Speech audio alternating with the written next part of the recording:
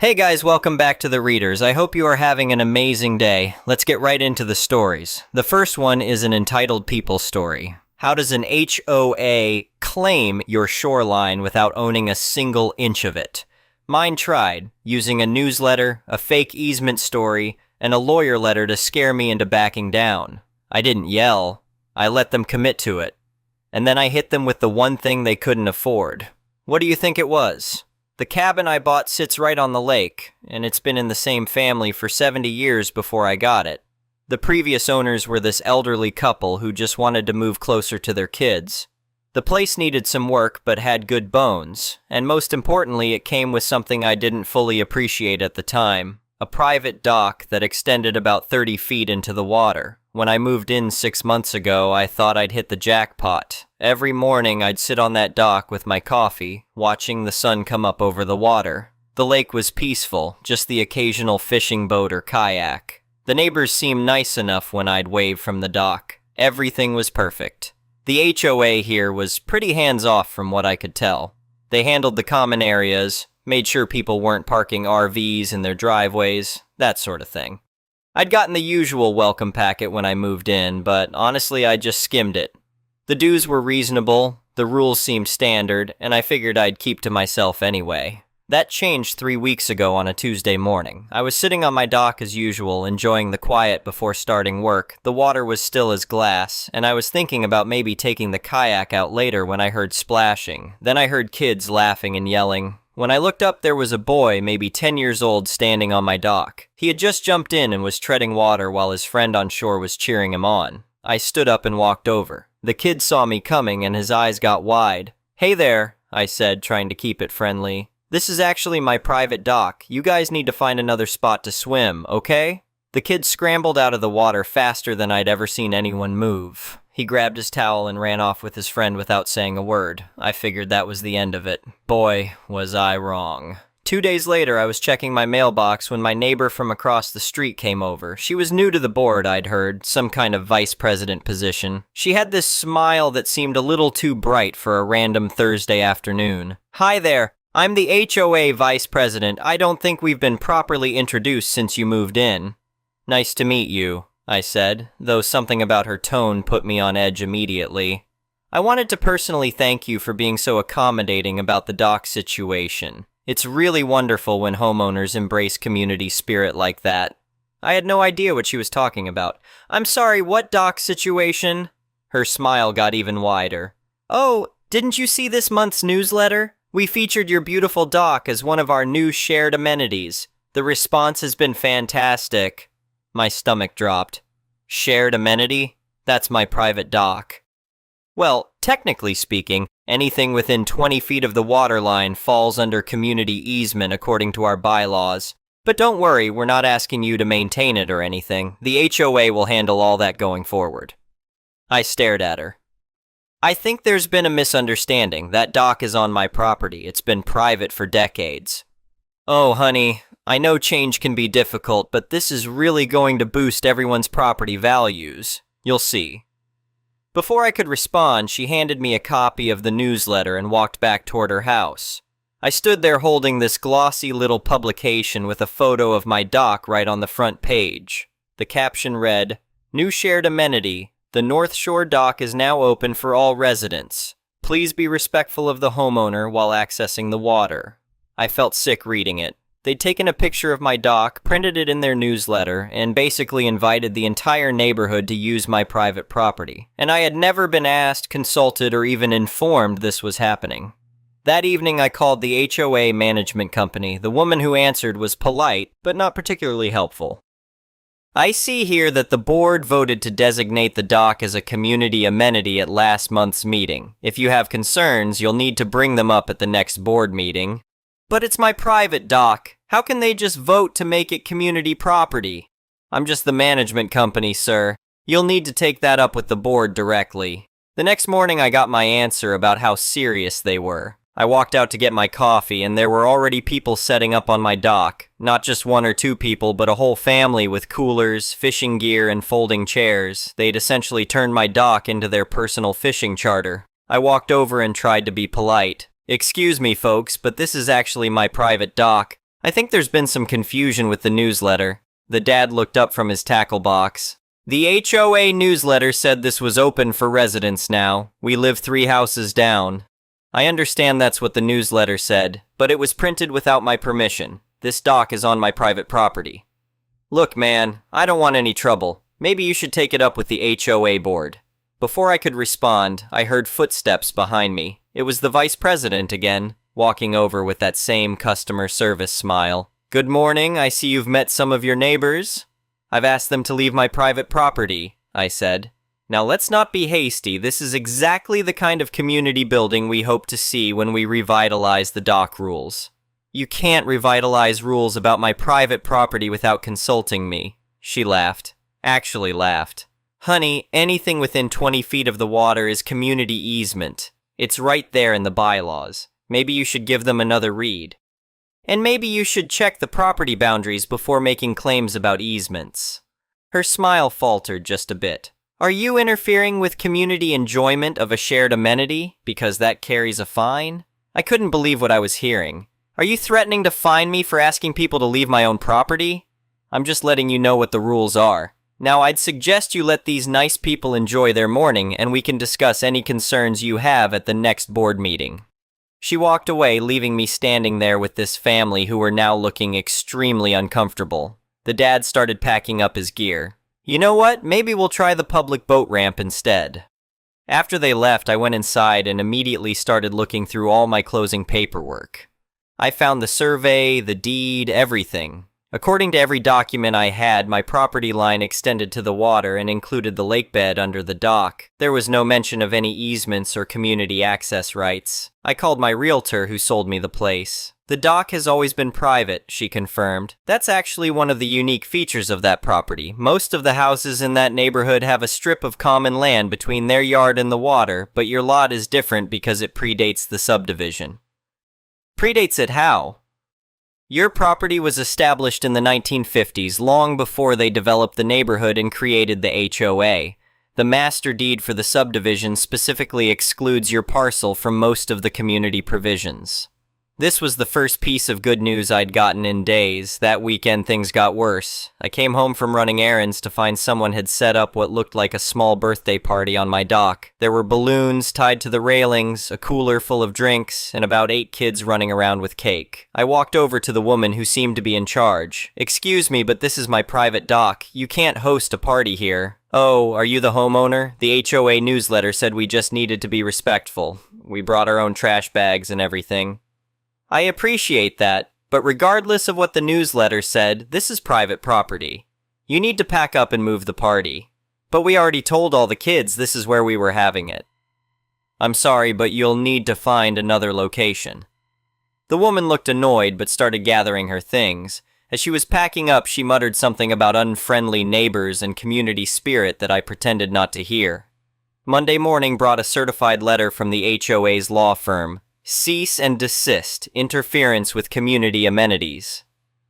The letter demanded I remove the private property sign I'd posted on my dock and cease preventing residents from accessing what they called the North Shore Community Dock. They claimed my sign was an eyesore that violated the HOA's aesthetic guidelines and that my behavior was disrupting the peaceful enjoyment of community amenities. The letter also mentioned that the board was planning to use community funds to upgrade the dock with new benches and safety railings to better serve residents. That's when I realized what was really happening. They weren't just trying to use my dock. They were trying to take it permanently by claiming it as an abandoned community asset and then investing HOA money in improvements. Classic adverse possession strategy dressed up as community improvement. I'd had enough. Instead of responding emotionally or getting into shouting matches with the board, I decided to handle this the right way. I called a real estate attorney who specialized in property disputes and scheduled a consultation for that week. The lawyer listened to my story and looked through my documents. This is actually pretty straightforward, she said. Your deed is clear, and if your property predates the HOA, as you say, then they have no authority over your shoreline. But let's make sure. I'd recommend getting a licensed survey done to establish the exact boundaries. How much would that cost? Probably around $1,500 for a full boundary survey, but it sounds like it would be money well spent.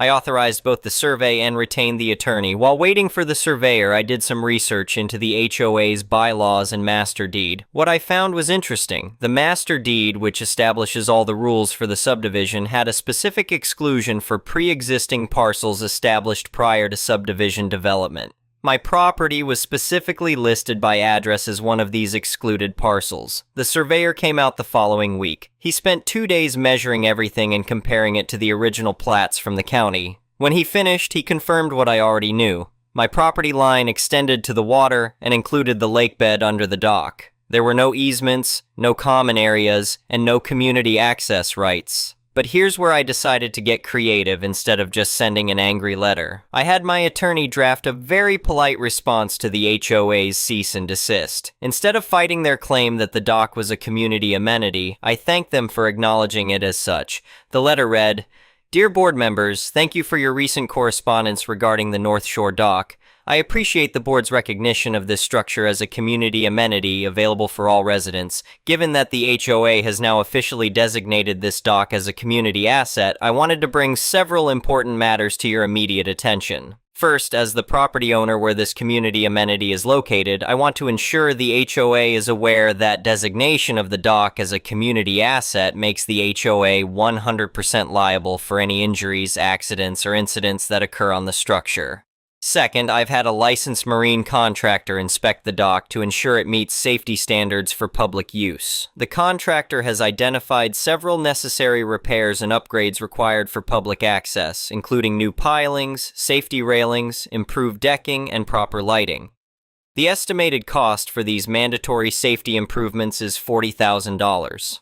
Third, I've contacted my insurance provider to notify them that my dock is now designated as a community amenity with public access. They've informed me that my homeowner's policy no longer covers the structure and that the HOA will need to obtain appropriate commercial liability coverage immediately. I've attached the contractor's report and the survey confirming the dock's location on my property. Please let me know how the HOA plans to proceed with the required safety improvements and insurance coverage for this community amenity. I look forward to working with the board to ensure all residents can safely enjoy this new community asset. I sent this certified mail to every board member and the management company. The response was swift and exactly what I'd hoped for. The first call came from the management company that same afternoon. "Sir, we received your letter about the dock. Can you clarify what you mean by the HOA being liable for injuries?" Well, if it's a community amenity as your board claimed, then the HOA assumes responsibility for it. That's how liability works. And the $40,000 in repairs? Those are the mandatory safety upgrades required for public access. The marine contractor was very specific about what needs to be done to meet commercial safety codes. There was a long pause. We'll need to discuss this with the board. Of course, I'm sure they'll want to move quickly on the insurance coverage. My provider said they need to be notified within 48 hours when a private structure becomes public access. That evening, I could see lights on late at the vice president's house across the street. The next morning, my phone rang early. "We need to talk," she said, and for the first time, her customer service voice was gone. "This liability thing is ridiculous. You're trying to extort the HOA. I'm not trying to extort anyone. Your board designated my dock as a community amenity. I'm simply making sure you understand what that means legally. We can just change it back. I'm afraid it doesn't work that way. You've already published the designation in the newsletter and sent residents official notice. The liability exists whether you acknowledge it or not." "This is insane. We were just trying to give people access to the water. And now you have, along with all the responsibility that comes with it." The emergency board meeting was called for that Thursday evening. I wasn't officially invited, but the meeting notices are public record. I decided to attend. The community center was more packed than I'd ever seen it. Word had gotten out about the insurance situation, and homeowners were concerned about their coverage being affected. The vice president was sitting at the front table, and I have to say, she looked rough. Her usual polished appearance was replaced with someone who clearly hadn't been sleeping well. The board president opened the meeting and immediately addressed the dock situation. "We've received some concerning information about the insurance implications of the North Shore dock designation. Our insurance provider has been contacted and we need to discuss our options." A homeowner raised her hand. "Is it true our coverage could be dropped?" The president looked uncomfortable. Our provider has raised concerns about public access to a dock that doesn't meet commercial safety standards. What does that mean for our rates? If we maintain the community designation, we would need to either upgrade the dock to commercial standards or obtain additional commercial liability coverage. Both options would significantly impact the HOA budget. The murmurs around the room were getting louder. People were not happy about the prospect of special assessments or higher dues. That's when I stood up. If I may address the board? The president looked surprised but nodded. I think there's been a fundamental misunderstanding about the dock situation, and I'd like to clear it up. I walked to the front and handed the board president a folder. This contains a recent boundary survey of my property, along with the original deed and plat maps. As you'll see, my property line extends to the water and includes the lake bed under the dock. The dock has been private property for 70 years, long before this HOA existed. The president opened the folder and started reading. I could see his expression change as he realized what he was looking at. The master deed for this subdivision specifically excludes my property from community provisions because it predates the neighborhood development. The HOA has no authority over my shoreline or the dock. The vice president finally spoke up and her voice was shaky. But the bylaws clearly state that anything within 20 feet of the water is community easement. That provision applies only to properties within the subdivision. My property was excluded from that rule when the subdivision was created. The president was still reading through the documents. These appear to show that the dock is indeed on private property. That's correct, which means the HOA's designation of it as a community amenity was done without authority and without the property owner's consent, a homeowner called out from the back.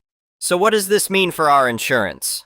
It means, I said, that the dock was never actually a community amenity, so there's no change to anyone's insurance coverage. However, I will be posting no trespassing signs and enforcing my property rights going forward. The room was dead quiet. You could feel the tension as people realized what had almost happened to their insurance rates because of one board member's overreach. The vice president stood up abruptly. This is ridiculous. He's been letting people use that dock for months without complaint. Actually, I replied calmly, I've asked people to leave multiple times, and I was never consulted before your newsletter announcement. Well, we can't just let one person monopolize waterfront access for the entire neighborhood. That's when another homeowner stood up. Actually, if he owns it, then yes, he can. That's how property ownership works. More voices started chiming in, and none of them were supporting the vice president's position. People were angry about the insurance scare, the potential costs, and the fact that the board had acted without proper authority. The president called for order. Given this new information, I motion that the board rescind the community dock designation immediately. Seconded, came from another board member. All in favor? 4 hands went up. The vice president sat there with her arms crossed. The motion carries. The North Shore dock is no longer designated as a community amenity. But I wasn't done yet. I appreciate the board's action, but I'm afraid that's not sufficient at this point. The HOA's unauthorized claim has created liability issues that need to be formally resolved. I pulled out another document. This is a formal notice prohibiting trespassing on my property. I'm providing it to the board to ensure there's no future confusion about access rights. The president took the document and read it quickly. This seems straightforward. I'm also requesting that the board sign a legal disclaimer acknowledging that the dock is private property and that the HOA has no authority over it. This will protect both the HOA and myself from future disputes. One of the board members spoke up. That seems reasonable given the circumstances. The vice president finally exploded. This is completely unfair. We're just trying to improve property values and community amenities. By claiming someone else's property without permission, another homeowner called out. And nearly costing us our insurance, added another. The president looked exhausted. I think we need to end this discussion. We'll review the disclaimer language with our attorney and vote on it at the next meeting. After the meeting, several neighbors came up to apologize for the situation and thanked me for handling it professionally. They were genuinely embarrassed about what had happened. The vice president, however, pushed past everyone and stormed out without a word. The next week, I received a call from the HOA attorney. We've reviewed your proposed disclaimer language and the board has voted to approve it. We just need to schedule a time to execute the documents. What about the insurance situation? Our provider confirmed that since the dock was never actually a community asset, there are no coverage issues. They appreciate the clarification. 2 weeks later, the paperwork was signed. The HOA officially acknowledged that my dock was private property and that they had no authority over it whatsoever. But the best part came a month after that. I was checking my mail when I noticed a moving truck at the vice president's house. My neighbor from next door came over. Did you hear? She resigned from the board and they're moving. Really? Apparently the other board members weren't too happy about the insurance fiasco, and some of the homeowners were talking about a recall election. She decided to cut her losses. I watched as they loaded furniture into the truck.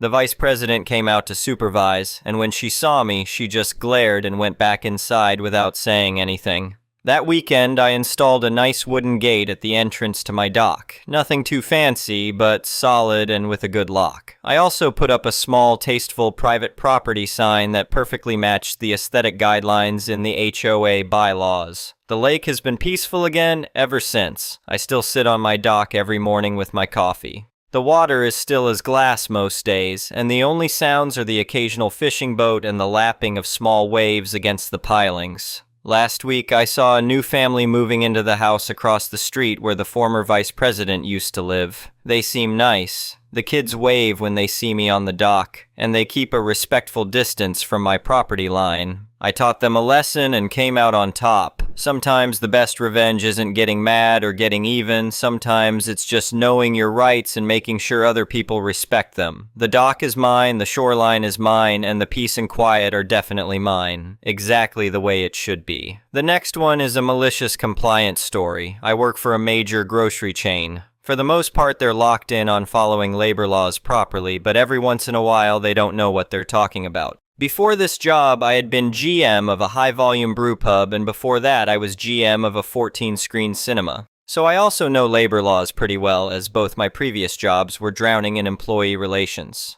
A while back, we had a mandatory training for leadership about proper call-out procedures for our teams. In the training, our regional HR asked all the department managers, "What do you do if they text you?" I said, "Ignore the text." HR said, "No, you need to tell them to call out on our call-out line. Let them know they need to leave their name, employee ID, and their shift." I said, "Do I have to?" HR: "Yes."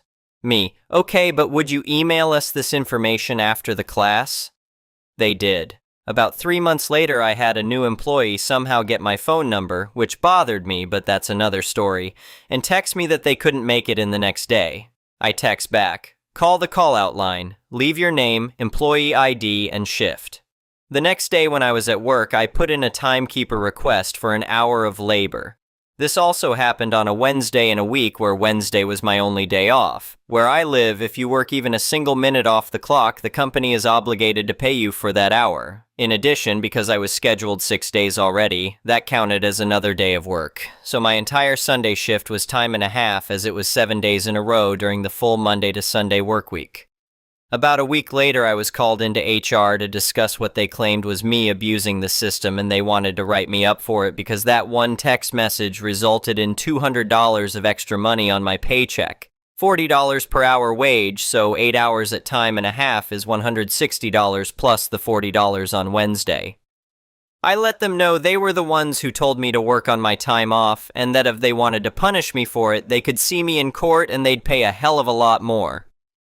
I then reminded them of the email they sent telling us in detail what we were to do if an employee texted us to call out. I told them that I value my work-life balance and even a minute of work is still work, and I expect to be paid for each moment of work I do. They said, "Okay, I'll have to call the director of HR and discuss this, but we will get back to you." They never got back to me, but my paycheck was straight for the period, and a week later they sent out a follow-up email telling leadership to let their teams know they weren't to text the managers off the clock and that if an issue arose, they could call the store and the store could decide if it was important enough to contact us on our days off. My time is my time and I'm getting paid for it. Thankfully for them at least, they never tried to retaliate over it. Sad for me as I wasn't bluffing when I said I'm not afraid to talk to a lawyer. Would have been a good payout. The next one is an entitled people story, so I'm an English teacher at a secondary school.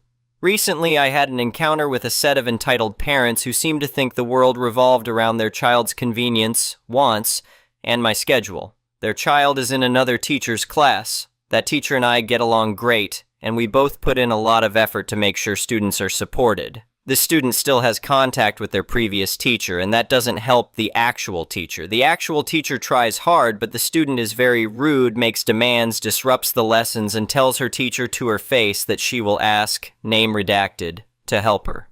Whatever this teacher does, it's of no use. She really wants to help, but draws proper boundaries. But apparently these parents didn't like how their child's actual teacher was doing her job, so they contacted me instead. Something that still surprises me, as the previous teacher was an absolute favorite. Another thing that surprises me is that they contacted me. I have never been a teacher to this student, but it seems I have a reputation. They start by asking if I could just give a bit of extra help after class. Okay, fine. I check my timetable, but I'm already stretched thin with marking, supervision, my own classes, and other duties I have. I also contacted the actual teacher to see if she knew. She didn't. This is something I don't like. If a student doesn't understand my way of explaining, I encourage them to ask other teachers. If they actually plan on doing this, I give the others a heads up. Transparency, you know? I don't want any awkwardness between me and other teachers. I politely explain to the parents that I'm not the student's assigned teacher, and that if their child needs help, they should contact their own teacher who already knows their progress and can adjust lessons accordingly. I also explain that due to our timetables and my other responsibilities, I don't have the time to facilitate this. That's when the entitlement dial hits max. They tell me their child doesn't work well with that teacher, and they expect me to take over the support because you're clearly the better English teacher. Yes, they actually said that. I remind them, firmly but professionally, that all teachers are qualified and that I can't interfere with another colleague's class structure. Then comes the kicker. They demand that I do the child's oral exam instead of their assigned teacher. Apparently, they don't trust the other teacher to grade fairly and want someone more competent. I calmly explain that oral exams are standardized across the department and must be done by the class teacher. It's not negotiable. If it eases their mind, we have camera equipment that is used by student teachers. We can set this up and let another teacher review it when needed. No he said/she said discussion. It's recorded. Again, transparency. Of course, they don't like that answer either. They try to guilt trip me with, "You care about students, don't you?" And, "You don't want our child to fail, right?"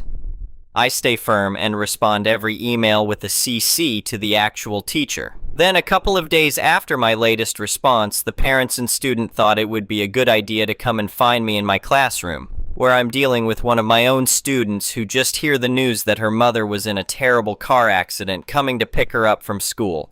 They burst in, start making their demands, all of them talking loudly and refusing to leave. I'm done.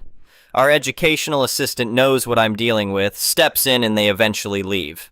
At this point, I escalate the whole thing to the student's mentor and their department head. Our school has several departments like care and welfare, building, green, cooking, etc.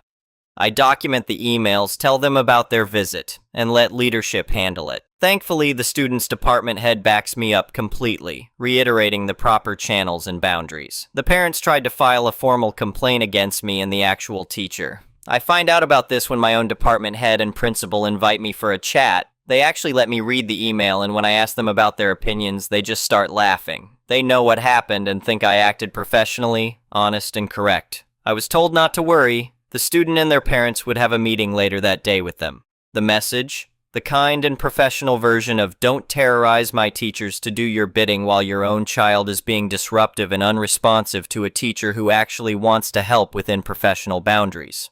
The student did the oral exam with her own actual teacher and did a great job from what I've heard. The next one is an entitled people story. As I look back on my life, I can see how far I've come. There was a time when I was married to a man who was emotionally abusive and belittling.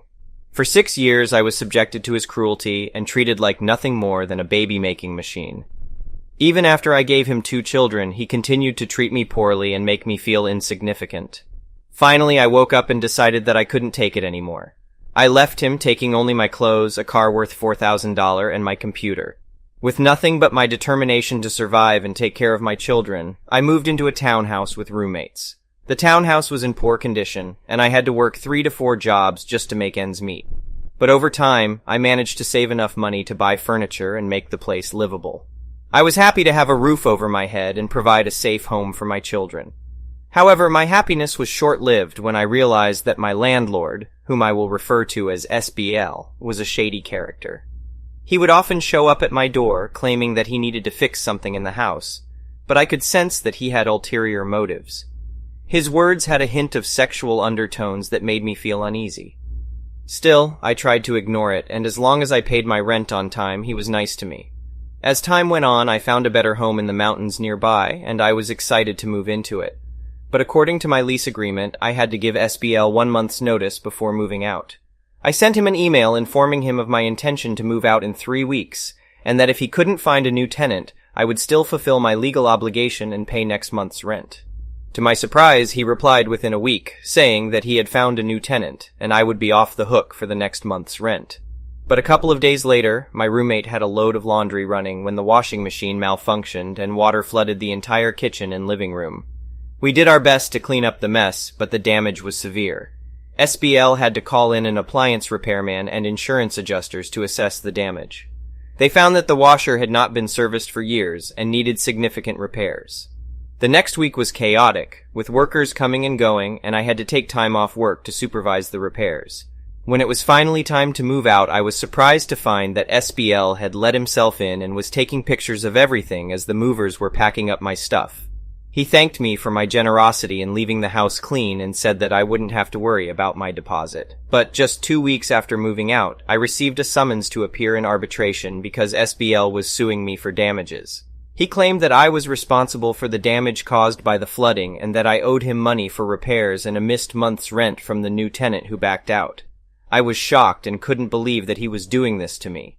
I had 10 days to prepare for the arbitration meeting. I was determined to fight back and not let him get away with his bullying tactics. I spent hours researching tenancy and landlord laws and gathered evidence to support my case. I also talked to other tenants who had similar experiences with SBL and got sworn statements from them. On the day of the meeting, I arrived in a power suit, ready to present my case. SBL went first and spent over 40 minutes presenting his case, which included frivolous claims, and as I was waiting for the police to arrive, I remembered how SBL used to harass me with his creepy behavior and sexual innuendos, and a surge of anger coursed through my veins. I knew that I couldn't let him get away with this kind of behavior, not only towards me, but towards any other vulnerable tenants that he might be preying on. Once I received my deposit back, I contacted the local tenants' rights organization to report SBL's abusive behavior. I spoke to a lawyer who was well-versed in landlord-tenant laws and regulations, and she agreed to take my case pro bono. With her help, I decided to file a lawsuit against SBL for his harassment and abuse of power. I knew it wouldn't be an easy fight, but I was determined to hold him accountable for his actions. After several months of legal proceedings and negotiations, we finally reached a settlement agreement. SBL was required to attend a workshop on tenant rights and was placed on a probationary period where he would be subject to regular inspections of his rental properties by a local housing authority. I was satisfied with the outcome, and I hoped that SBL would learn his lesson and change his behavior towards his tenants. However, I soon found out that the probationary period was not enough to deter him from continuing his abusive practices. A few months later, I received a call from a former neighbor who had just moved out of one of SBL's rental properties. She told me that SBL had threatened her with eviction when she complained about a leaky faucet in her bathroom. She also said that several other tenants in the building were experiencing similar issues but were too afraid to speak up. I knew that I couldn't sit idly by and watch SBL continue to mistreat his tenants. I contacted the local housing authority and reported the violations. Inspectors were sent to investigate the complaints, and they found numerous violations of housing codes and safety regulations. SBL was fined heavily and was forced to make extensive repairs to his properties. He was also placed on a watch list, which meant that any new rental property he acquired would be subject to rigorous inspections before he could rent it out. In the end, justice was served, and SBL was finally held accountable for his abusive behavior. I was glad that I had taken a stand against him, and I hoped that my actions would inspire other tenants to do the same. Update. I recently found out that SBL has sold off all his rental properties and moved out of town. While I'm relieved that he's no longer a landlord, I'm still vigilant about ensuring that all tenants are treated with respect and dignity. I have continued my work with the Tenants' Rights Organization and have become an advocate for renters' rights in my community. I believe that every tenant deserves to live in safe and habitable housing and should be treated with fairness and respect by their landlords. In my opinion, this story is a prime example of how persistence and determination can pay off in the end. It's amazing to see how the author went from being a victim of a bully landlord to being the one who triumphed in the end. The way she gathered evidence and built her case was impressive, and it's great to see that justice was served. It's also inspiring to see how the author didn't just stop at winning the arbitration case, but went on to warn others and even camped out to get her deposit back. Overall, this story is a reminder that even in tough situations, it's important to stand up for oneself and not back down. The next story is titled, Neighbor Replaced Fence with a Brick Wall and Stole Property, Claims He Owns Garden. My grandparents had been living in their home for over 40 years, and in all that time, they had never had a problem with their neighbor. He seemed friendly enough, always greeting them with a wave and a smile when they passed by his house. But over time, they began to notice a change in his behavior. He started to become increasingly irritable, finding fault with anything my grandparents did, no matter how small or insignificant. One day when my grandparents were away on vacation, their neighbor seized the opportunity to make a bold move. He decided to replace the fence between their properties with a large brick wall, claiming that it was his right to do so. When my grandparents returned home, they were shocked to find the wall blocking off half of their yard and damaging their beloved flower garden. When they told me what had happened, I was furious. I couldn't believe that someone could be so callous and cruel. I knew that something had to be done, but I wasn't sure where to start. So I began to research the legalities of property rights and boundaries. I spent hours poring over documents and talking to lawyers, determined to find a way to make things right. Eventually, I learned that the wall had been built without a permit and was in violation of several zoning laws. Armed with this information, I went to the local government officials and presented my case. I showed them pictures of the wall and how it had encroached on my grandparents' property. I explained how it had destroyed their garden and made it impossible for them to enjoy their own backyard. After weeks of back and forth, the officials finally agreed to investigate the matter. They sent a team of surveyors to the property to determine the exact boundaries and ownership of the land. It was a long and arduous process, but finally, the surveyors confirmed what we had suspected all along. The wall had been built entirely on my grandparents' property. With this information in hand, I contacted the neighbor and demanded that he remove the wall at his own expense. At first, he was defiant, insisting that he had every right to build the wall and that my grandparents were the ones in the wrong. But I refused to back down, and eventually he relented. However, just when we thought the matter was settled, things took a sudden and unexpected turn. One night my grandparents woke up to find that their car had been vandalized. The windows had been smashed and the tires had been slashed. We immediately suspected the neighbor, but we had no proof. It wasn't until a few weeks later that we finally caught him in the act. My grandparents had installed security cameras around their property, and one night, they captured footage of the neighbor trying to sneak into their yard. We called the police, and they arrested him on the spot. It turned out that he had been angry with my grandparents for standing up to him and insisting that he remove the wall. He had taken it as a personal affront and had decided to get revenge by damaging their property. The police charged him with vandalism and trespassing, and he was ordered to pay for the damages to the car. In the end, justice was served, and my grandparents were able to reclaim their property and their peace of mind. But the experience left them shaken and distrustful of their neighbor.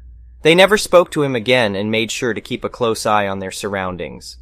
The whole ordeal was a reminder of how important it is to stand up for what's right, even in the face of adversity. It also showed me the power of perseverance and determination. If we had given up at any point during the process, we may have never been able to reclaim our property or bring our neighbor to justice. It took weeks of research, countless meetings with officials, and a lot of time and effort, but it was all worth it in the end. However, the story doesn't end there. A few months later, my grandparents received a letter in the mail from their neighbor. It was a written apology in which he admitted that he had been wrong to build the wall and damage their property. He also offered to pay for any remaining damages and to help them replant their flower garden. My grandparents were shocked by the gesture, but they were also relieved. It was clear that their neighbor had realized the error of his ways and was genuinely sorry for what he had done.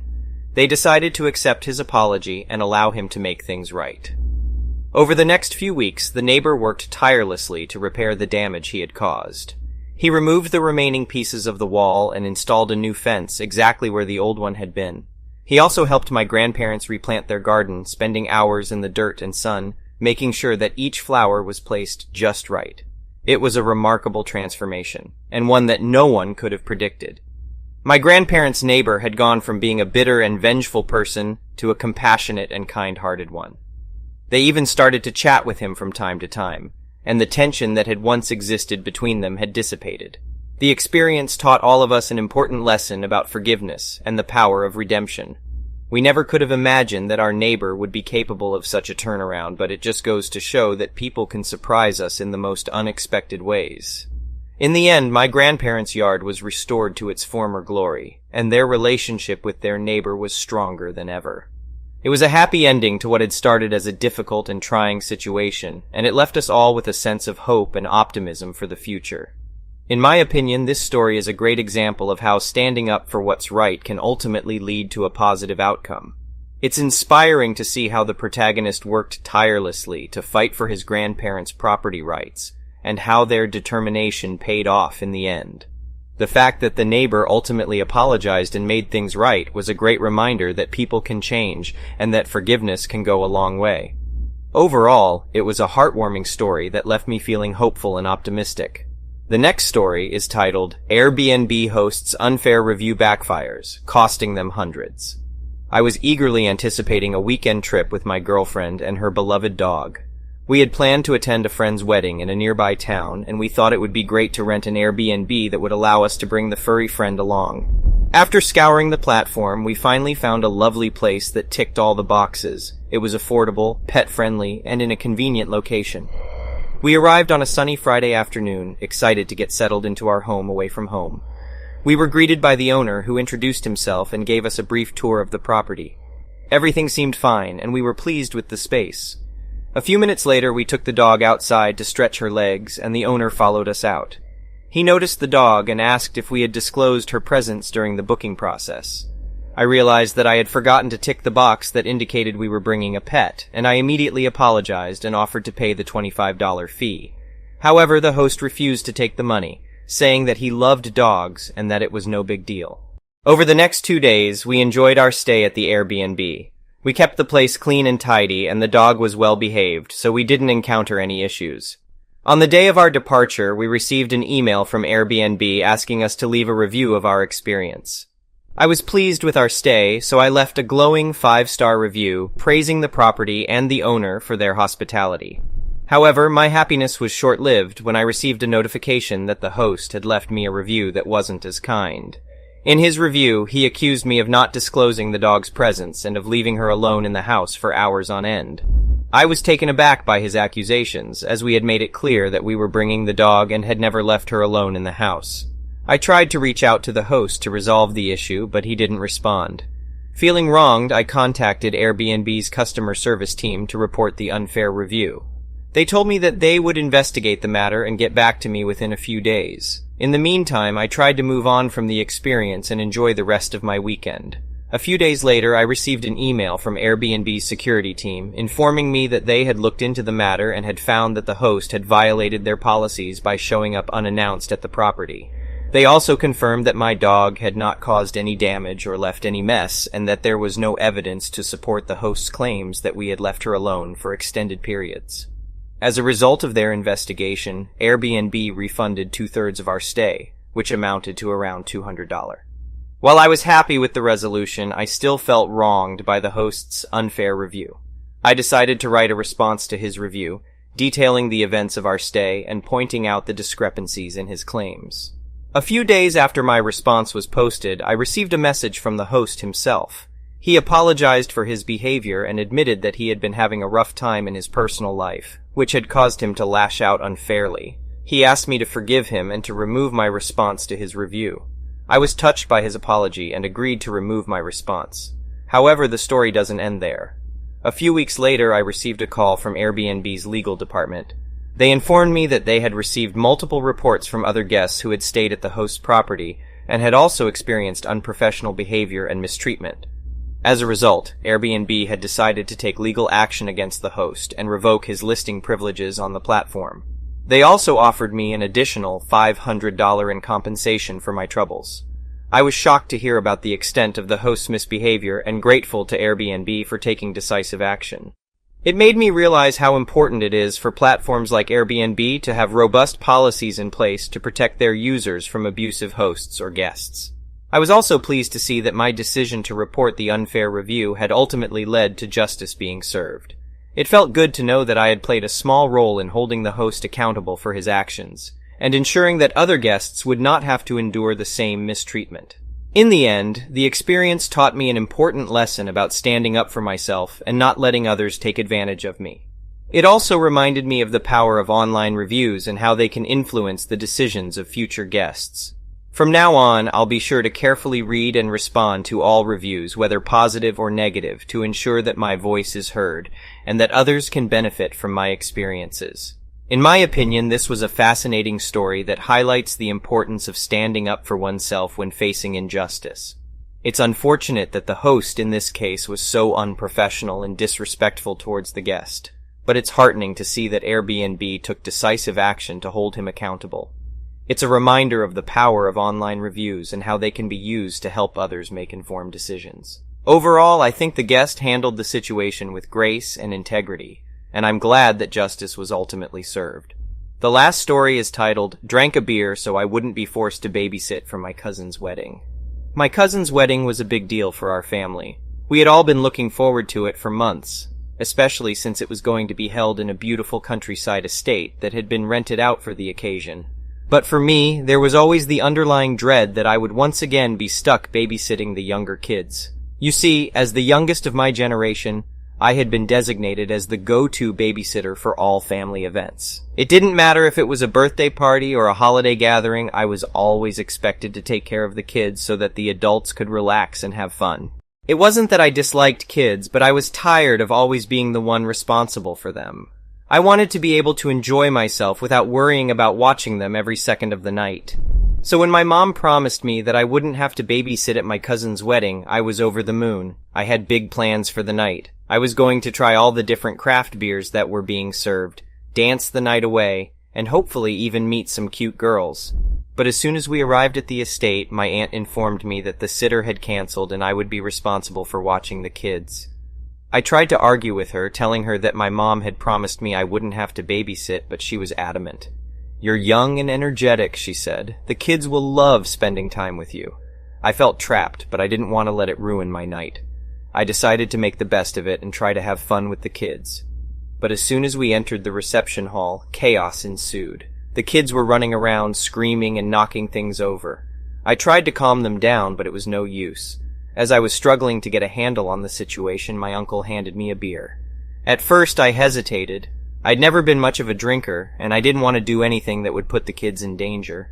But then I figured that a little liquid courage might make it easier to handle the kids. I took a sip and felt the tension start to melt away. I started to relax and actually have fun with the kids. We played games and danced to the music, and I even got some compliments from the other guests on how well I was handling the situation. But then my aunt walked over and saw me with the beer. She immediately started yelling at me, telling me that I couldn't drink while I was responsible for the kids. I tried to explain that I didn't have a choice, but she wouldn't listen. Feeling frustrated and trapped, I decided to take a different approach. I held up my beer and announced to the entire reception that I would finish it in exchange for someone else taking over babysitting duty. Everyone looked at me in shock, but I was determined to make it work. My aunt started to argue with me, but my dad stepped in and offered to watch the kids for the rest of the night. I felt a huge weight lifted off my shoulders as I handed the kids over to him and took another swig of my beer. As the night went on, I continued to enjoy myself, trying different beers and dancing with my family. But as the reception was winding down, something unexpected happened. My cousin's new mother-in-law came up to me and thanked me for taking care of the kids all night. Apparently my aunt had been bad-mouthing me to the other guests, saying that I was lazy and irresponsible. The mother-in-law's words caught me by surprise. I couldn't believe my aunt would say those things about me behind my back. I felt hurt and angry, but I didn't want to let it ruin the night. I thanked the mother-in-law and continued dancing, trying to forget about the whole ordeal. But then something even more unexpected happened.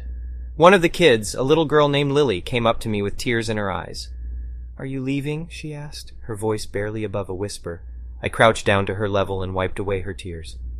"No, I'm not leaving," I said. "Why do you ask?" "Because I don't want you to go," she said. "You're the only one who played with me all night." Her words hit me like a ton of bricks. I had been so focused on trying to get out of babysitting that I hadn't even realized how much the kids had needed me. I felt ashamed of myself for wanting to abandon them. From that moment on, I decided to make it my mission to be the best babysitter I could be. I played with the kids and made sure they were having a good time, even when it meant sacrificing my own fun. And in the end, it was worth it. As we were leaving the estate, my aunt came up to me and apologized for her behavior earlier. She said that she had been stressed out and took it out on me unfairly. I forgave her, but I also made it clear that I wouldn't tolerate being treated that way again. The wedding ended up being a turning point for me. I realized that I had been too focused on my own desires and not thinking about how my actions affected others. I still enjoy having a good time, but now I make sure that I'm responsible and considerate of those around me. As for Lily, she ended up becoming one of my favorite kids to babysit. She always had a smile on her face and reminded me of why I love spending time with kids in the first place.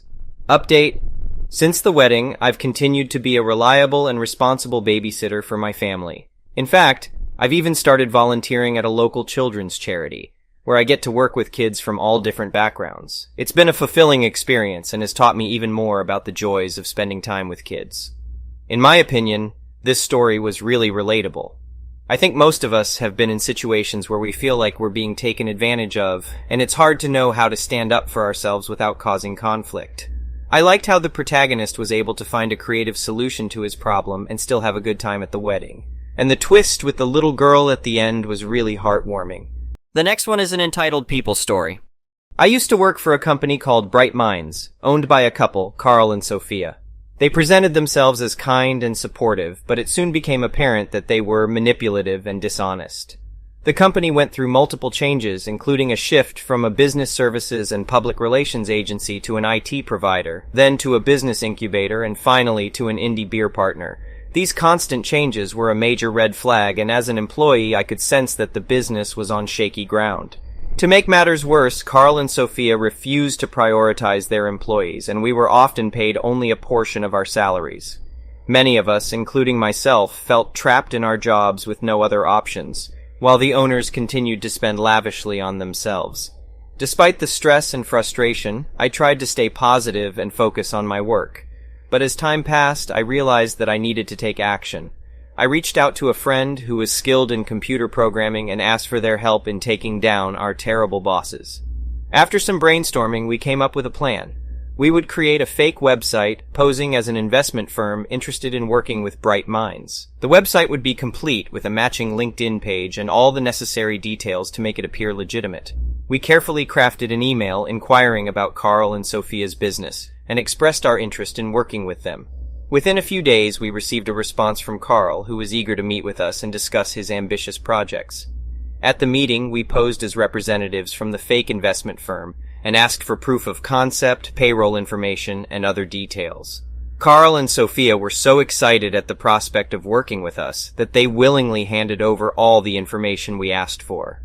Using this information, we were able to transfer the money we were owed directly into our accounts, effectively getting paid for the 2.5 months of incomplete wages. We were thrilled that our plan had worked and relieved to finally be free from the toxic environment. But our journey didn't end there. A few weeks later, we received news that Carl and Sophia's business had collapsed. It turned out that they had been relying heavily on the money they received from our fake investors to keep their business afloat, and without it, they were forced to shut down. At first, I felt guilty about the impact that our actions had on their lives. But then I remembered how they had treated their employees, and all the lies they had told. It was satisfying to know that we had given them a taste of their own medicine and brought them to justice. As time went on, I moved on to a new job, feeling grateful for the opportunity to start fresh. However, I remained cautious and always made sure to research potential employers thoroughly before accepting any job offers. Years later, I received an unexpected email from Carl. In the email, he apologized for his past behavior and explained that he had undergone a transformation in his life. He had gone through a difficult divorce and lost everything, including his business. This humbling experience had made him realize the error of his ways, and he wanted to make amends. I was surprised by the email and wasn't sure how to respond at first. But after some thought, I decided to give Carl the benefit of the doubt and agreed to meet with him.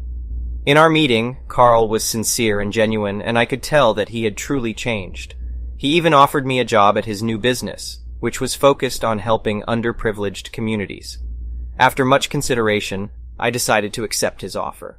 It wasn't easy to let go of the past, but I knew that I could use this opportunity to not only heal from the pain that Carl and Sophia caused me in the past, but also to make a difference in people's lives.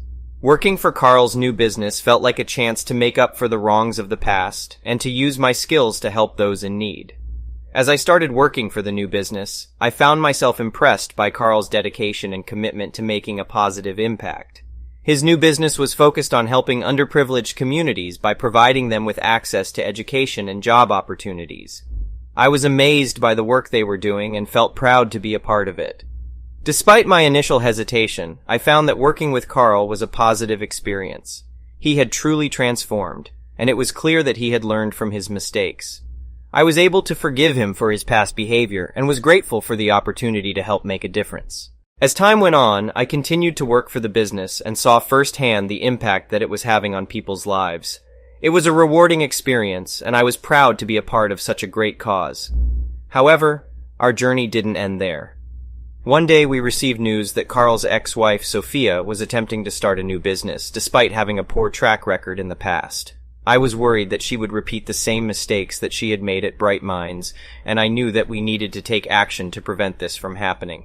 I reached out to Carl, and we decided to work together to create a plan to stop Sophia from causing any harm. We knew that we needed to act quickly, as she had already begun to gain traction with her new venture. After careful consideration, we decided to reach out to her potential clients and warn them about Sophia's past behavior. We also decided to release a statement to the press, exposing her unethical practices and warning others to be cautious when dealing with her. Our actions proved to be effective, and Sophia's business never took off. She eventually gave up on her new venture, and we were able to prevent her from causing any more harm. In the end, our journey had taken us from a toxic work environment to a place where we were making a positive impact on people's lives. It was a long and difficult journey, but it was one that I was proud to have taken. It taught me the importance of standing up for what is right and never compromising my values. In my opinion, this story was a roller coaster of emotions. It was frustrating to read about the terrible bosses who treated their employees poorly and spent lavishly on themselves. But I was thrilled when the protagonist found a way to get revenge and get paid for the wages they were owed. It was satisfying to see justice served when the business eventually collapsed. And the unexpected twist at the end, where the protagonist forgave their former boss and worked together to make a positive impact, was heartwarming. The next story is titled, Betrayed by a Neighbor, I Set a Trap for Revenge and Justice and Uncover a Bigger Scandal. 4 years ago, my fiancé and I were just starting our lives together. We had bought a beautiful new house and a brand new car, and we were both working hard to make payments on our loan. We knew it was going to be a challenge, but we were determined to make it work. We decided to hire a cleaning service to help keep our home tidy while we both worked long hours. We did our research and found a local couple who ran their own cleaning service. They were friendly, and we heard great things about them from our neighbors, so we decided to hire them. At first, everything was perfect. Our neighbor, who did most of the cleaning, was thorough and efficient, and our home was spotless. We paid her promptly every week, and we even left a generous tip to show our appreciation. But then, things started to disappear. It started small with some batteries and a few candles, but then it escalated to bigger items like shoes, jewelry, and electronics. We were suspicious, but we didn't want to jump to conclusions. We decided to install security cameras to see if our neighbor was really stealing from us. It took 2 weeks, but we finally caught her in the act. She was taking our belongings and stuffing them into her pockets and bag. We were stunned and angry. How could someone we trusted do something like this? We could have pressed charges right away, but I wanted more. I wanted to catch her in the act again and get even more evidence against her. So I set a trap. I told our neighbor that we were going on a vacation and leaving our car at home. I put a GPS tracker on the car and waited for her to make her move. And boy, did she make a move. The next day, I received a notification from the GPS tracker that our car was on the move. I watched in horror as our neighbor drove recklessly down the highway. I called the police and reported the theft. They caught her a short time later and took her into custody. We pressed charges and she was sentenced to 5 years in prison and ordered to pay a $10,000 fine. But that wasn't the end of the story. After the trial, I started to do some digging. I wanted to know how our neighbor could have done this to us, and if there were other victims. That's when I discovered a bigger scandal. Our neighbor's husband, who did the finances for the cleaning service, was using the business as a front for a larger criminal operation. They were stealing from their clients and selling the stolen items on the black market. I contacted the police and shared all the evidence I had gathered. They conducted a thorough investigation and uncovered a network of thieves operating in our community. Thanks to our efforts, the criminals were arrested and charged with multiple counts of grand theft. The cleaning service was shut down, and our community was safer as a result. I felt proud of what we had accomplished, and grateful that we were able to expose the truth. Years have passed since then, and my fiancé and I are now happily married. We still live in the same house, but we've learned to be more cautious about who we trust. We never could have imagined that our lives would be impacted by a neighbor, but we learned that you can never be too careful. In my opinion, this story was both shocking and satisfying at the same time. It's crazy to think that someone you trust with your home and belongings could betray you like that. But it's also inspiring to see how the protagonist didn't just settle for pressing charges, but went above and beyond to expose a larger criminal operation. It just goes to show that you can never be too careful, and it's important to trust your instincts when something feels off. Overall, it was a thrilling read that kept me hooked until the very end. The next story is titled, Dealing with Inconsiderate Neighbors. Living in a peaceful and quiet neighborhood is something we all dream of, but sometimes that dream can quickly turn into a nightmare. This was the case for me when I moved into a new apartment, and my neighbors started renovating their place in the middle of the night, making it impossible for me to get any sleep. At first, I tried to ignore the noise, thinking that it would only last a few days.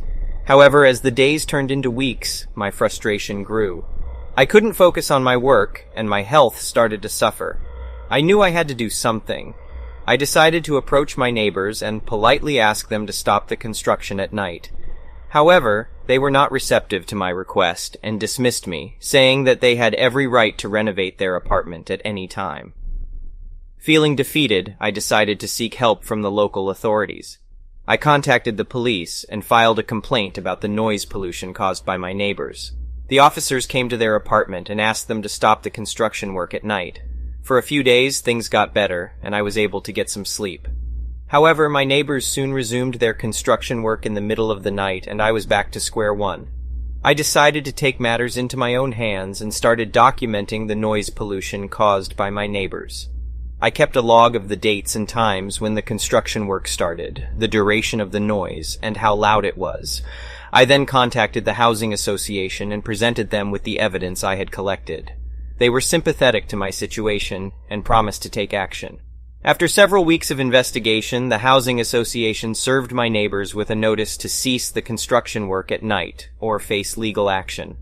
This finally got my neighbors' attention, and they agreed to stop the construction work at night. I was relieved and finally able to get some sleep, but that was not the end of the story. A few months later, I received a letter from my neighbors apologizing for their behavior and the inconvenience they had caused me. They explained that they were going through a difficult time and that the construction work was a way to cope with their stress.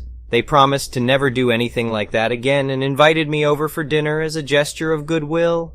I accepted their invitation and we sat down to a lovely meal where we talked about our lives and got to know each other better.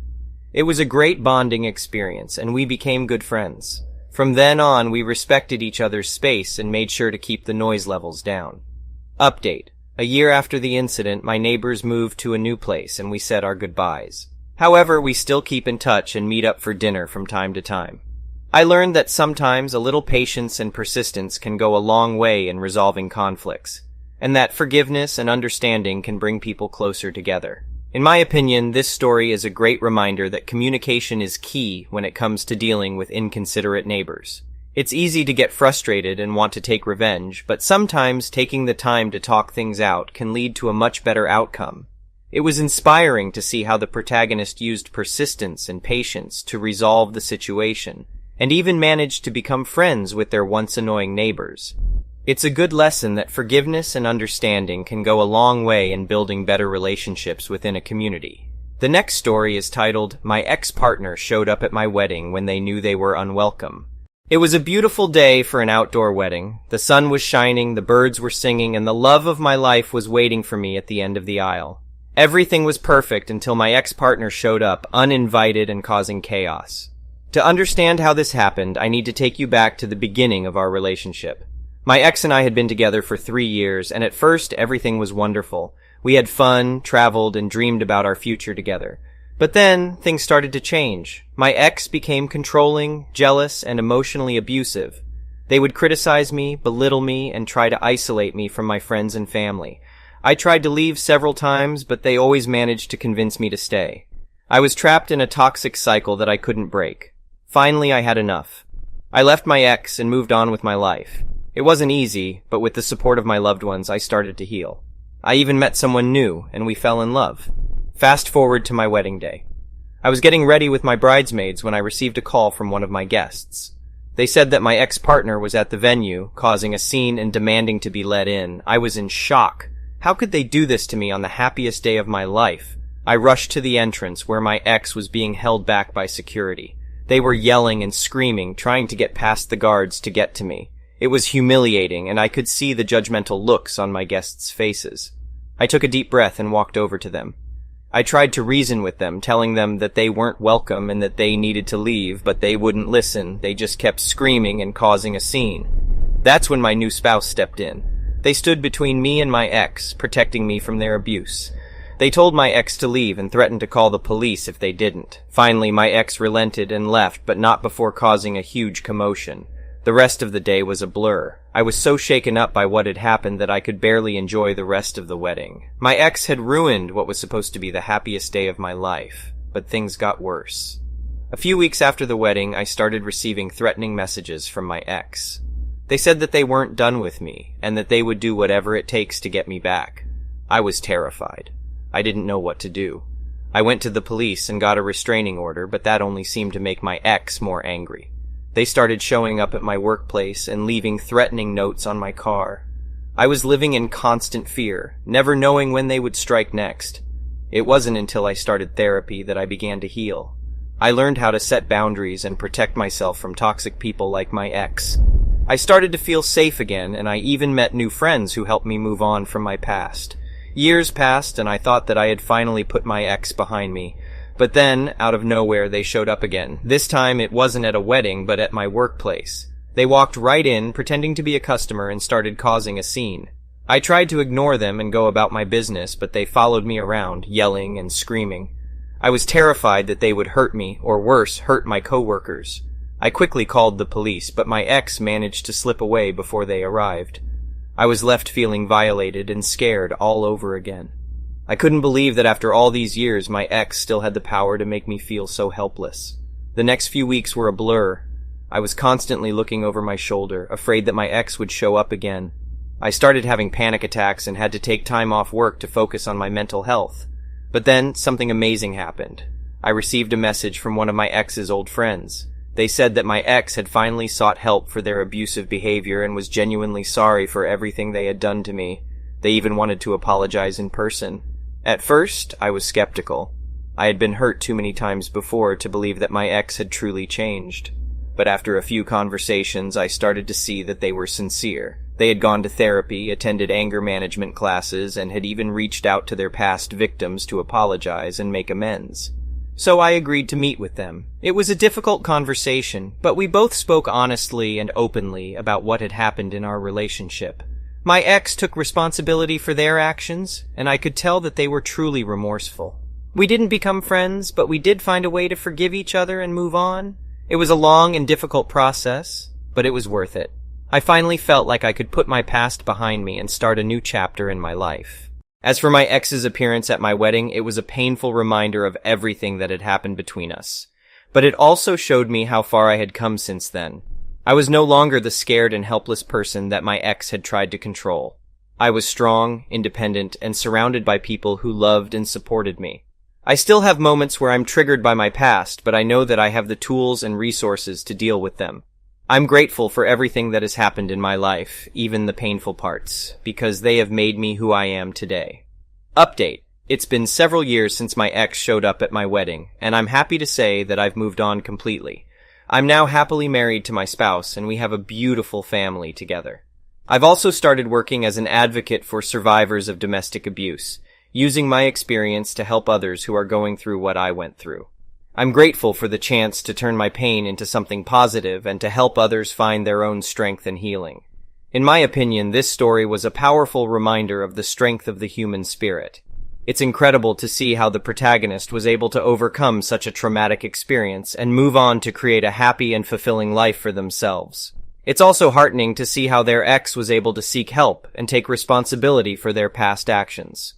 Overall, this story is a testament to the power of forgiveness, healing, and the importance of seeking help when we need it.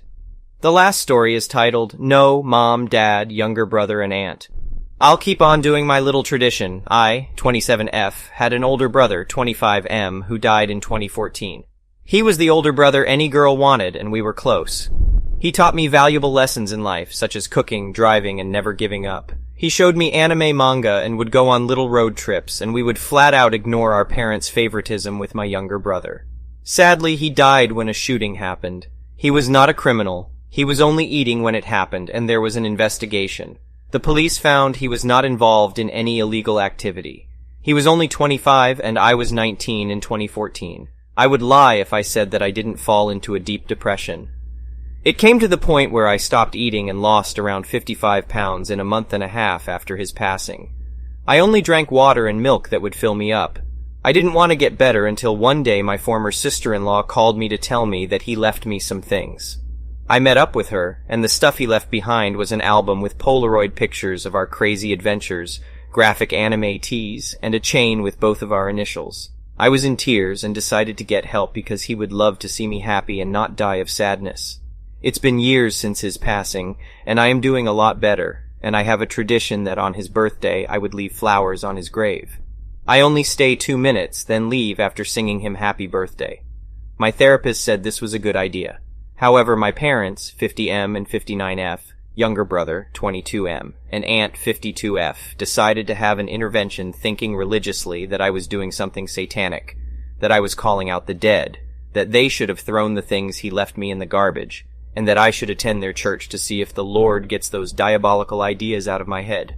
I was shocked and told them that I won't stop doing this tradition, and I won't be attending their church. This is their older son, and if they keep behaving like this, I won't feel bad at all for having to go NC, no contact with them. They kept yelling at me, and my aunt went as far as to throw holy water at me.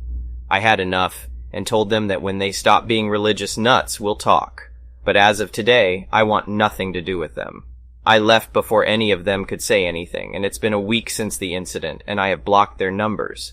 I just saved myself from toxic family members, and I won't go back there ever again. In my opinion, this is a heart-wrenching story that highlights the importance of keeping the memory of our loved ones alive. Losing someone close can be devastating, and it's heartening to see how the protagonist found solace in her brother's memories and traditions. However, it's sad to see how the rest of her family failed to understand her emotions, and instead resorted to religious dogma. It's a reminder that grief can be a deeply personal experience, and we should all strive to be more empathetic towards those who are going through it. The next one is an entitled People Story. When I first moved into the small house, I thought I had found a great bargain.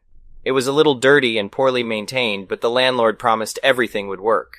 I negotiated the security deposit down to $300 and signed the contract, thinking I had struck a deal with a fair and reasonable person. However, it didn't take long for things to go wrong. The first issue was the power, which was off when I came to see the property. Despite my concerns, the landlord assured me that everything would work fine and even put it in the contract. It was a red flag, but I was desperate for a place to live, so I went ahead and signed the agreement. As soon as I moved in, I discovered that the heat air didn't work. The refrigerator and dishwasher were broken, and the crawl space was flooded with cockroaches and mosquitoes. I asked the landlord to have someone look at the problems, but he cursed me up and down, insisting that everything was fine and accusing me of causing the flood myself. Things only got worse from there. The landlord showed up unannounced and let himself in, even when I wasn't home. On one visit, I found him snooping around in my bedroom. It was a blatant violation of my privacy, but when I confronted him, he laughed it off and said he was just checking for leaks. The situation became intolerable, especially since I had a newborn baby to care for. I called his bluff and agreed to find a new place to live. We left the home in much better shape than we found it, but the landlord refused to return our security deposit. He dodged our phone calls and refused to answer our emails, leaving us feeling helpless and frustrated. It was then that I decided to take matters into my own hands. I started leaving negative reviews for his business online and stumbled upon his lapsed website domain. I quickly bought it and created a homepage with contact info for his biggest competitor. I then offered to sell the website to him for $320, the amount of the security deposit plus the cost of the domain. The landlord was furious and started harassing me, even threatening to sue me and my family. But I had recorded his threatening phone calls and saved his texts and voicemails, so I knew I had evidence to protect myself. Despite his threats, I continued to hold on to the website domain, renewing it for another 2 years. And then, a few months later, I received a text from the landlord saying he went out of business. I knew I had won. But my victory was short-lived. A few weeks after that, I received a notice in the mail that I was being sued by the landlord for illegally recording his phone calls. I was shocked and scared, not knowing what to do. I consulted with a lawyer who told me that I had a strong case, but that it would be a long and expensive legal battle. I decided to fight back, knowing that I had done nothing wrong. It was a difficult and stressful time, but I was determined to see it through. After months of legal wrangling and court appearances, I finally won the case. The judge ruled that I had acted within my legal rights and dismissed the charges against me, but the story doesn't end there.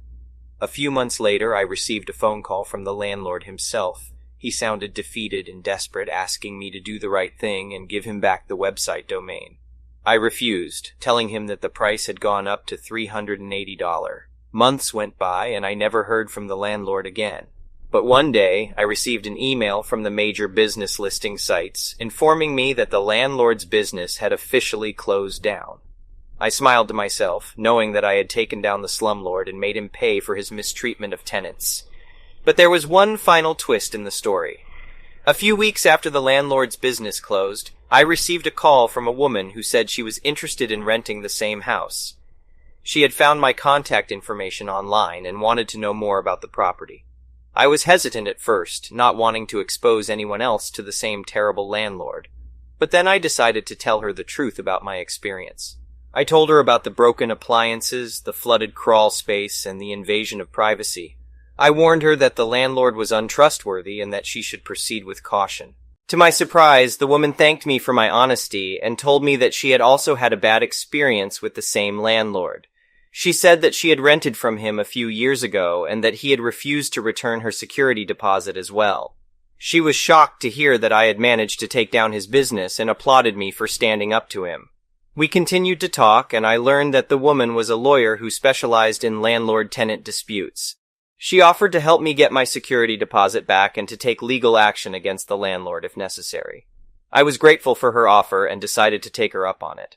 With the help of the lawyer, we filed a lawsuit against the landlord to recover our security deposit. It was a difficult and lengthy process, but eventually, we won the case. The judge ruled that the landlord had breached the contract by not maintaining the property and ordered him to pay us the full amount of the security deposit plus interest. It was a sweet victory, one that I never thought I would achieve. I had taken down the slumlord and made him pay for his mistreatment of tenants, and in the process, I had also found a new friend and ally. I was grateful for the lawyer's help and support, and I knew that I would never have to deal with the landlord again. The next one is an entitled People story. When my family and I moved into our new home, we were excited to start a new chapter in our lives. However, our excitement was short-lived when we began experiencing problems with our neighbors. They would frequently trespass on our property and disturb our peace, making it difficult for us to feel comfortable in our own home. It all started when we noticed that our neighbors' kids would often come onto our property to play. While we did not mind them playing outside, we were concerned that they would damage our property or get hurt while playing unsupervised.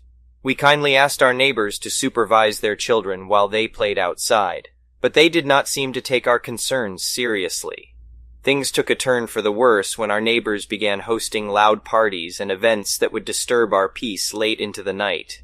We tried to tolerate the noise at first, but it became increasingly difficult to sleep or relax in our own home.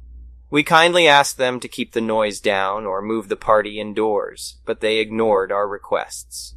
We knew we had to take action when our neighbors' parties began causing property damage. One night we woke up to find that one of our windows had been shattered by a stray object from their party. We were frustrated and fed up with their behavior, so we decided to take legal action. We hired a lawyer and sent our neighbors a letter warning them to stay away from our property and respect our boundaries. However, they did not seem to take our letter seriously and continued to trespass and disturb our peace. Determined to get justice, we took our case to court. It was a long and expensive legal battle, but we were determined to get the respect and peace we deserved in our own home. The case went to trial, and we presented the evidence we had collected. We had footage from our security cameras which showed our neighbors trespassing on our property and causing disturbances. It was a clear violation of our privacy and peace, and we hoped that the judge would see it that way. Thankfully, the judge ruled in our favor and ordered our neighbors to stay away from our property and respect our boundaries. They were also ordered to pay for the damages they had caused and to stop hosting loud parties and events that would disturb our peace. We felt relieved that justice was finally served, but the experience had taken a toll on us. We had lost sleep, time, and money trying to protect our boundaries and peace. Dramatic ending. However, our relief was short-lived. Our neighbors retaliated against us by vandalizing our property and spreading false rumors about us to other neighbors in the community. We were devastated that they would go to such lengths and felt unsafe in our own home. We contacted the police, but they were unable to do much to help. We felt hopeless and isolated in our community, and we knew we had to take matters into our own hands. We decided to take extra security measures and installed even more cameras around our property. We also started a neighborhood watch group to connect with other community members and promote safety and security in our area. Thankfully, our efforts paid off, and our neighbors did not attempt to vandalize our property again. We felt safer and more connected to our community, and we hoped that our experience would serve as a cautionary tale for others. Update. Since the incident, we have become more involved in community outreach and have worked with local authorities to promote safety and security in our neighborhood. We have also started a campaign to raise awareness about the importance of respecting other people's boundaries and promoting a peaceful community. We have also made an effort to connect with our neighbors and establish better relationships with them. While we may never be close friends, we believe in being good neighbors and treating each other with respect. In addition, we have started to work on improving our own property to create a peaceful and enjoyable space for ourselves and our family. We have invested in a variety of home improvements, such as soundproof windows, a privacy fence, and landscaping to create a more tranquil atmosphere. Through our experiences, we have learned the importance of setting boundaries and standing up for our rights as homeowners. We have also learned that community involvement and communication are key to resolving disputes and creating a safer and more peaceful neighborhood. In the end, while our battle for boundaries and respect was difficult and costly, it has led us to become more involved in our community and to take pride in our home. We hope that our story will encourage others to stand up for their rights and to promote a peaceful and respectful community for all. The next one is a petty revenge story. My late husband had been a successful remodeler with a wide range of clients. Despite his terminal illness, he had continued to work on projects until his last days. During that time, he had occasionally hired my good friend Ami's daughter Kiki as a helper on some of his larger projects, but over time, Kiki's behavior had caused a rift between her and my husband. She had borrowed several tools and returned them broken or missing parts, and he had caught her stealing from one of his clients. My husband had gifted some of his belongings to our friends before he passed away, but he had never mentioned anything about an inheritance for Kiki. So when she approached me, demanding her promised inheritance, I was taken aback. Our state was a community property state, meaning that in the absence of a will, the surviving spouse is entitled to inherit. However, Kiki believed that she was entitled to something from my husband's estate. To make matters worse, Kiki had a history of entitlement and stealing. She had stolen from her own mother, Ami, as well as from my husband. This only reinforced my belief that she was not entitled to anything from his estate. Despite all of this, I wanted to find a way to handle the situation amicably.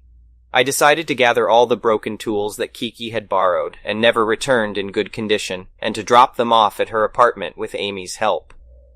When Kiki asked me what she was supposed to do with the broken tools, I told her that she should do whatever she had expected my husband to do with them after she had returned them in such terrible condition. It was my way of sending a message that her entitled behavior had cost her any potential inheritance. But things didn't end there.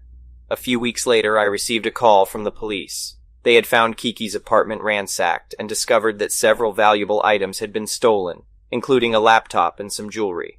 Kiki had been arrested and charged with burglary. I was shocked by the news, but not entirely surprised. It was clear that Kiki's behavior had been escalating and she needed help to overcome her issues. I hoped that this incident would be a wake-up call for her to seek the help she needed. As for me, I was relieved that I had been able to put an end to Kiki's unreasonable demands, and that justice had been served for the victims of her theft. It was a stark reminder that entitlement and stealing never pay off in the end. But then, another dramatic ending occurred. A few months later, I received a letter in the mail from a lawyer informing me that my late husband had left behind a will after all. In it, he had stated that he wanted to leave a portion of his estate to Kiki, but only if she could prove that she had overcome her issues with entitlement and stealing, and had sought help to become a better person. I was surprised by this turn of events. It seemed that my late husband had seen something in Kiki that I had not. I wondered if this could be the wake-up call she needed to turn her life around. I decided to reach out to Kiki and offer her my support in seeking the help she needed to become a better person. It wasn't the inheritance I'd expected, but it was a chance to make a positive difference in someone's life. I knew that Kiki had a long road ahead of her, but I was determined to help her in any way I could. I reached out to Amy, and together we came up with a plan to support Kiki in her journey towards self-improvement. We encouraged her to seek therapy to address her issues with entitlement and stealing, and we helped her find a job to support herself while she worked towards becoming a better person. It was a slow and difficult process, but Kiki was committed to making a change. Over time, I began to see a transformation in Kiki. She became more self-aware and introspective, and she started taking responsibility for her past mistakes. She even reached out to my husband's former clients to apologize for her past behavior and offer to make things right. I was amazed by Kiki's progress and felt proud to have played a small part in her journey. When the time came for the lawyer to review Kiki's progress and determine if she was eligible for the inheritance, I was hopeful that she would be successful. Finally, the day arrived for the lawyer's review. Kiki presented a detailed plan of how she intended to continue her self-improvement journey and outlined the steps she had taken so far to make amends for her past mistakes. To my relief and joy, the lawyer announced that Kiki had met the requirements for the inheritance. My late husband had seen something in her that I had not, and I was grateful for the opportunity to witness her growth and transformation. With her newfound resources, Kiki continued to seek therapy and make amends for her past mistakes. She even started her own remodeling business, focusing on ethical and sustainable practices. Years later, I received an update from Kiki, informing me that she had made a successful career in the remodeling industry and had become a respected member of her community. She thanked me for believing in her and for helping her on her journey towards self-improvement.